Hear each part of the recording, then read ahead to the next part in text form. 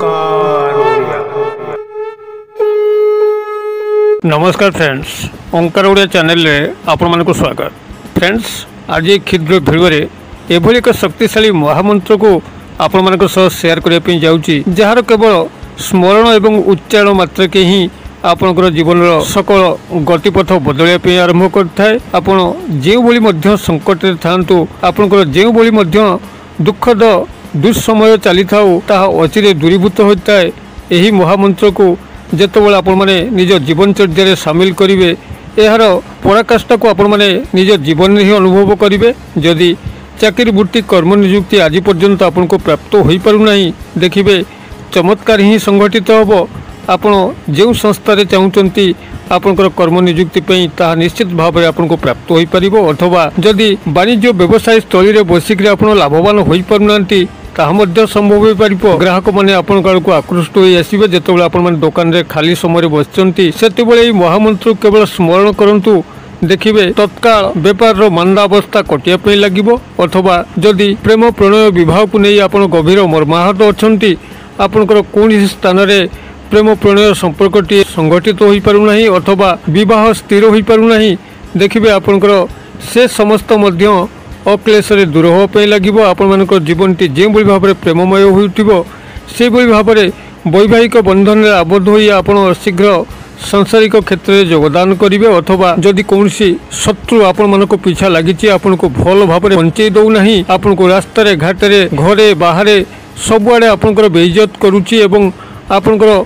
शारीरिक आर्थिक मानसिक स्तर में आपन क्षति पहुँचाऊँगी, देखिए सही शत्रुटी तार उपयुक्त शास्ति पाइबो एवं आपनकर जीवनटी शत्रुमुक्त हो पार। अथवा जदि से भली कौन कठिन रोग पड़ी घाटी होती, डाक्तर कविराज मान चेष्टा कर मात्र आपन से रोग मुक्त हो पारना, देखिए यही महामंत्र चमत्कारिता आपन नव जीवन आरंभ हो पार। समस्त रोग वैराग यही महामंत्र प्रभाव में अचिरे दूरीभूत होता है। एवं जदि आपन से कठिन ऋण कष्ट छंडी हो पड़छन, देखिए समस्त ऋणर भार हल्का हवाई लगे। तेरे महामंत्र स्वरूप एवं यार जो सामान्य विधि विधान यह जानापी निश्चित भाव में आप भिडियो शेष पर्यंत जातु। एवं जदि चैनल को प्रथम बार आसली कंटेंट आपको रुचि रोचे, तेज चैनल कड़े लाल कलर सब्सक्राइब बटन क्लिक कर बेल आइकन क्लिक कर ऑल नोटिफिकेशन पर क्लिक कर चैनल टी को सब्सक्राइब करनी। जोभली आम जिते आपण सेवार यही तंत्र मंत्र भिडियो पोस्ट करूँ, तार सर्वप्रथम नोटिफिकेशन आपण पाखे पहुँचो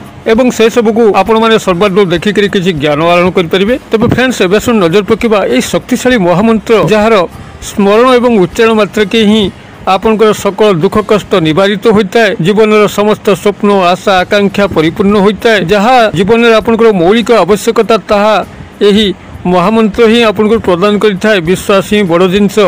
जदि आपनकर परमात्मा को पाखे से भली विश्वास अच्छी, निज उपर से भली भरोसा अच्छी, तेबे निश्चित भाव में आपन कौन ना कौन असाध्य साधन करने सक्षम।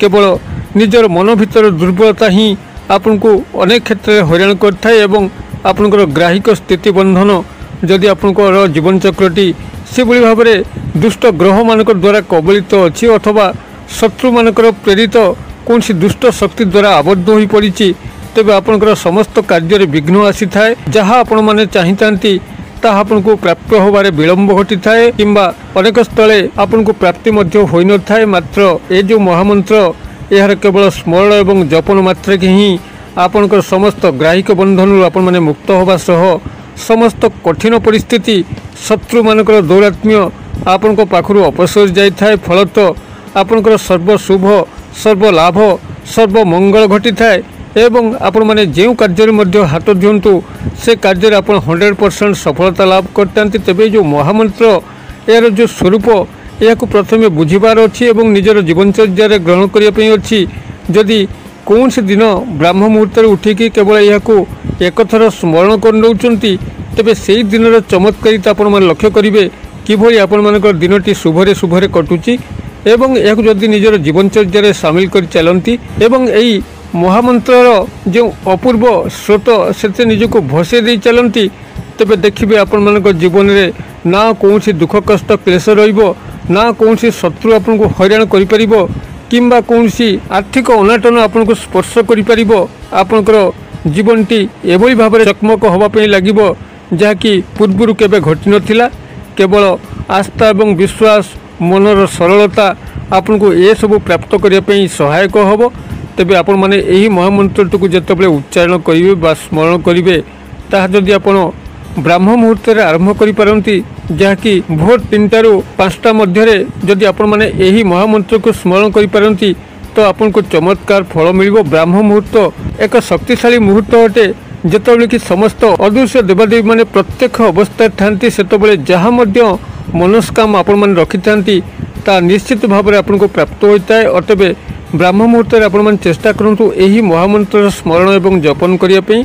जदि ब्राह्म मुहूर्त आपनकर ये सब क्रियाकलाप करने संभव हो न थाए तेबे आपण जितेबाला शज्यारू उठुचंती आपण जो समय मध्य हो सकाळ बेला से समय ही आपण माने निजर बेड उपर बसिकरी मुखटी को उत्तर किंबा पूर्व दिग को रखिकरी अत्यंत काय मनोवाक्य आपण माने महामंत्र को स्मरण करंतु एवं महामंत्र स्मरण परे परे आपनकर जहाँ मध्य जीवन दुख कष्ट क्लेश लागिक रही ताहा परिप्रकाश करंतु। कौन बड़ पार्टी रे ये सब कहिबार आवश्यक नहीं जेहेतु आपनकर अंतरात्मा को परम पिता जानती एवं आपण माने ये जो क्रियाटिव करिवे क्रियाटिव करिवा पूर्व प्रभु श्री रामचंद्र माता सीता को नैवेद्य करिवे भ्राता लक्ष्मण को मध्य निज मन भीतर नैवेद्य प्रकाश करिवे एवं प्रभु श्री बजरंगबली हनुमान जे कि कलिजुगर प्रत्येक देवता देवदेव महादेव शिवशंकर स्वरूप आपण तांको ही मन मन स्मरण करिवे एवं यही जो चौपाई तंकर मुझे प्रदान करुच्ची आपन से को 1 बार स्मरण करंतु किंबा 7 बार करंतु 21 बार करंतु आपन को उपर निर्भर आपण जेभली भाव में विश्वास चित्त को मानसिक भाव में उच्चारित करें से भाव में आपन को फल प्राप्त हम। तेबे कौन सी भित्तिर ही आपण यह सन्देह करेंगे नहीं। सन्देह ही सबुठारु बड़ विषय जीवन में एवं सबुठारु विफलतार प्रथम कारण। अतबे सन्देह मनरू पोछिकी प्रभु पाखे आपनकर मन को निवेश करी चौपाई को केवल 1 बार 7 बार अथवा 21 बार स्मरण करंतु जपन करंतु देखिए चमत्कार ही चमत्कार आपनकर पीछा छाड़ब नहीं। तबे चौपाई को मु आपण मानकर स्मरणार्थे ये उल्लेख करुच्ची आपण माने यह टिपि नियंतु जद्वारा कि यही महा शक्तिशाली मंत्र आपण माने स्मरण एवं जपन करें। मंत्रटी आपनकर एभली रहिबो जय जय जय हनुमान गोसाई कृपा करहु गुरुदेव की नाई जो 7 बार पाठ कर कोई छूटो ही बंदी महासुख होई जो यह पढ़े हनुमान चालीसा होय सिद्धि साखी गौरीसा। आपनकर यही महामंत्रटी हनुमान चालीसा अंतर्गत संपूर्ण भाव में आपण लाभ नवा निमंते हनुमान चालीसार केवल यही जो चौपाईटी मुझे प्रदान कली जदि आपण माने ब्राह्म मुहूर्त जो भाव में विधि मुझे निर्देश करी केवल से भाव में 1 थर हो 7 थर हो कि 21 थर हो यह केवल स्मरण एवं जपन करी देखंतु अत्यंत चमत्कार फल आपण मैंने पाइबे। और भिडियोटी जो आपने देखुंट से सांगसाथी महल में सेयार करूँ जेभली कि यह महान संदेश गुड़िक से पाखे पहुँची पार और जितेबाला से उपकृत हे से निश्चित भाव में आपको प्रभु श्री रामचंद्र भ्राता लक्ष्मण माता सीता एवं प्रभु श्री बजरंगबली हनुमान गभीर कृपा दृष्टि आपण बसवाई लगे। भिडियो क्षुद्र परिसर मध्य मत ये विदाय दिंतु पुणी आपण देखा पाऊ यही एक शिक्षणीय भिडियो से पर्यटन दर्शक बंधु आपण समस्त मंगल कृपार भले था रोचे सर्वे भवन्तु सुखिन सर्वे सन्तु निरामया सर्वभद्राणि पश्यन्तु मा कश्चित् दुःखभाग् भवेत्। ओं शांति ओं शांति ओं शांति। नमस्कार।